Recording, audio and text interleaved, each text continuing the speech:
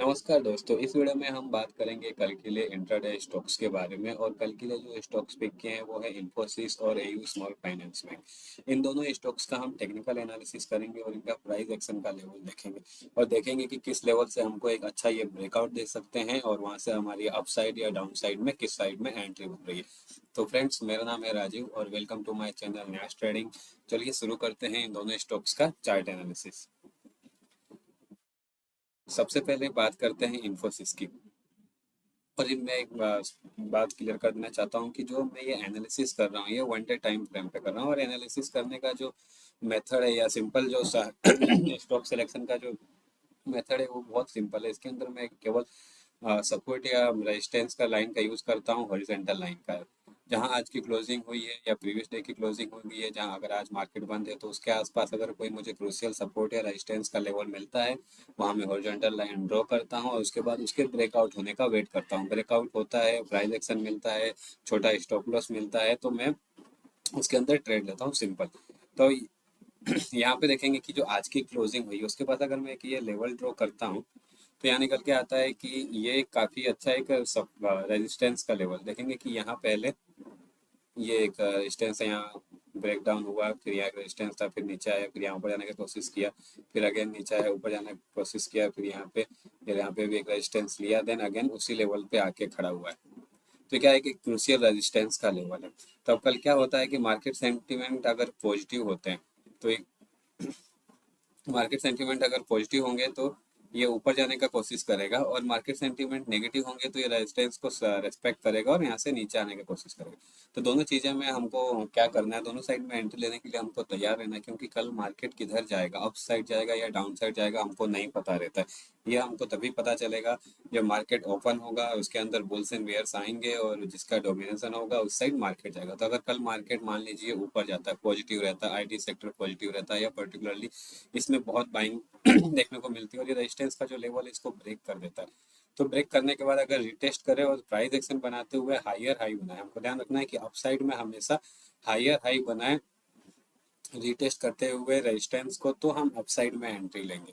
तो हमारी यहाँ पे एंट्री बनेगी और जो स्टॉप लॉस रहेगा वो नियरेस्ट स्विंग लो रहेगा। हमको हमेशा ध्यान रखना है कि stop loss nearest swing low पे ही लगाना है और वो स्टॉप लॉस हमारे टोटल कैपिटल का लेस देन 1% रहना चाहिए।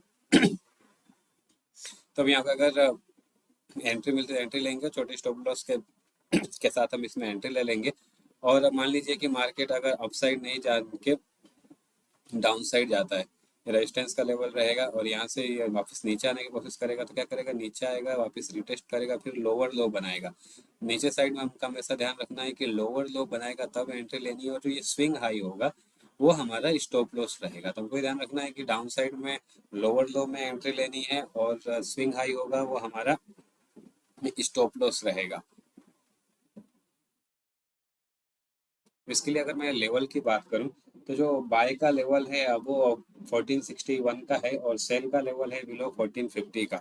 और हमेशा की तरह हमको स्टॉप लॉस टोटल कैपिटल का लेस देन 1% रखना है और रिस्क रिवॉर्ड रेशियो हमको मिनिमम 1:1 रखना है। रिस्क रिवॉर्ड रेशियो क्या होता है कि जितना पॉइंट का हमने रिस्क लिया है, जितने पॉइंट का हमने स्टॉप लॉस लगाया है, एटलीस्ट उतने पॉइंट का हमको प्रॉफिट मिले ही मिले। मिनिमम उतने पॉइंट का प्रॉफिट मिले ही मिले तो ही हम मार्केट से एग्जिट होंगे, अदरवाइज हम अपने स्टॉप लॉस हिट होने का वेट करेंगे।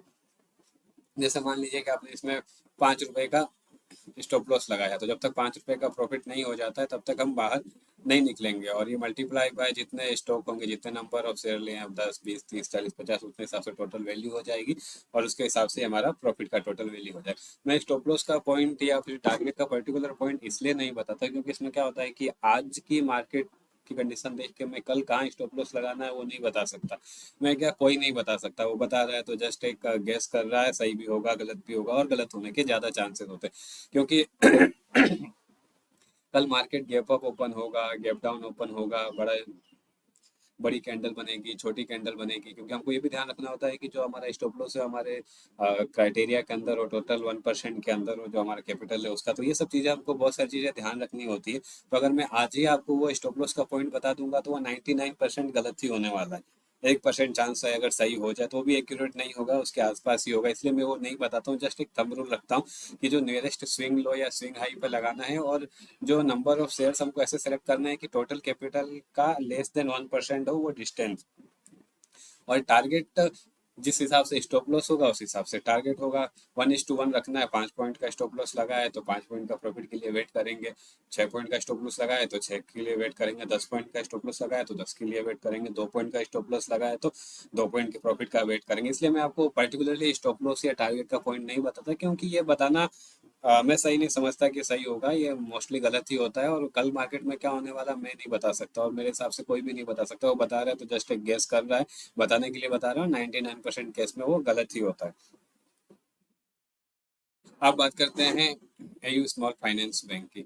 इसमें देखेंगे कि आज की जो क्लोजिंग हुई उसके पास अगर मैं एक लेवल ड्रॉ करके देखता हूँ तो ये निकल के आता है कि ये लेवल पहले यहाँ पे सपोर्ट का था, ये ऊपर गया वापस नीचे आया, उसी लेवल पे आके खड़ा है। दूसरा ये है कि एक राउंडिंग टॉप पैटर्न भी बना रहा है। अगर पैटर्न की बात करूँ, पैटर्न वैसे बहुत सारे होते हैं, जो आप पैटर्न खोजना चाहो वो पैटर्न निकल सकता है। इसमें आपका देखने का तरीका डिपेंड करता है।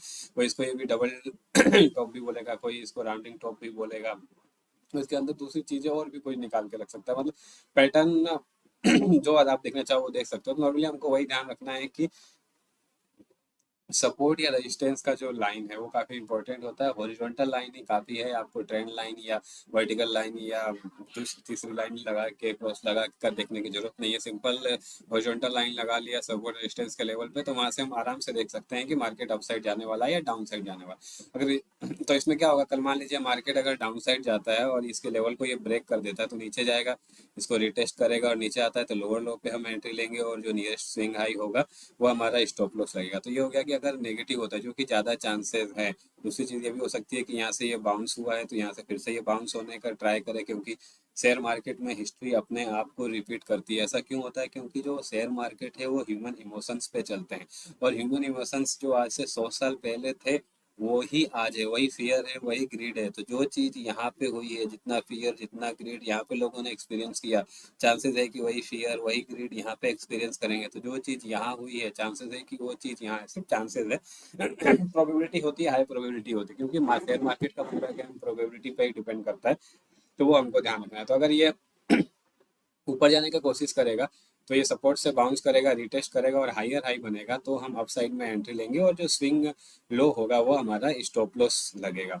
तो इसके अगर मैं लेवल की बात करूं तो इसका बाय का लेवल रहेगा वो 606 का, और सेल का रहेगा बिलो 598 का। और दूसरी चीज ये बात की, ये अपने एक 600 का जो 600 का एक साइकोलॉजिकल लेवल के आसपास है। तो यहाँ से अगर नीचे ब्रेक करता है तो काफी तेजी के साथ नीचे आएगा, और ये वाला जो इसका 557 वाला जो लेवल है, जो सपोर्ट का लेवल है, वहां तक आने की कोशिश करेगा 3-4 सेशन में। तो ये हमको इसमें थोड़ा ध्यान रखना है। और हमको स्टॉप लॉस हमेशा की तरह टोटल कैपिटल का लेस देन 1% लगाना है, और रिस्क रिवॉर्ड रेशियो हम 1:1 रखना है। उससे पहले हमको एग्जिट नहीं होना है, चाहे हमारा स्टॉप लॉस हिट हो जाए। तो फ्रेंड्स, ये थे कल के कुछ स्टॉक जिन पे हम वॉच करने वाले हैं। होप ये वीडियो आपको अच्छा लगा, और अच्छा लगा उस वीडियो को लाइक करिए, चैनल को सब्सक्राइब करिए, और इसको ज़्यादा से ज़्यादा शेयर करिए ताकि इन्फॉर्मेशन दूसरों तक भी पहुंच सके।